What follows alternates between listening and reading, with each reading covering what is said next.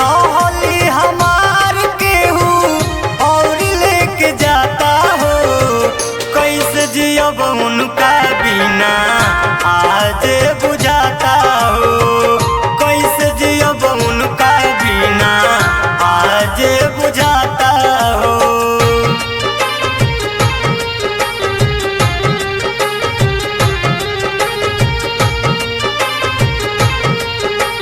Music by Mantu Manish.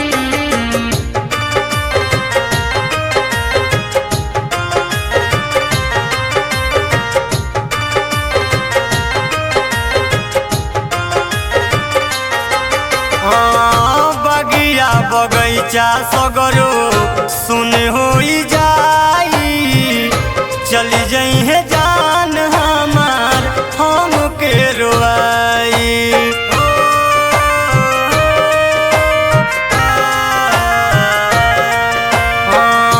बगिया बगैचा सगरो सुन होई जाई, चली जाई है जान हमार हम के रोआई।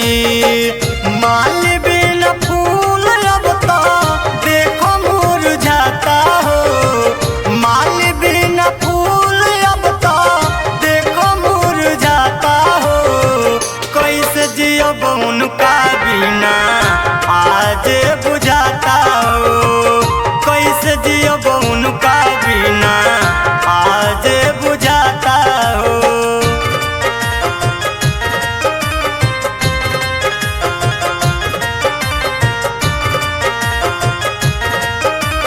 बेदर्दी रिकॉर्डिंग स्टूडियो सासाराम।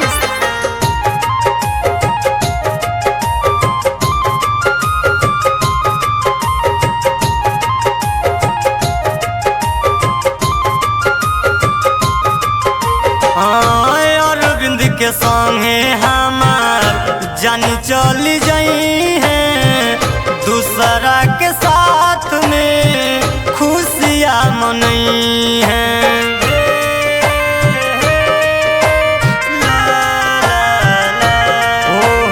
हो अरविंद के संगे हमार जान चली जाई है, दूसरा के साथ में खुशियाँ मनई है।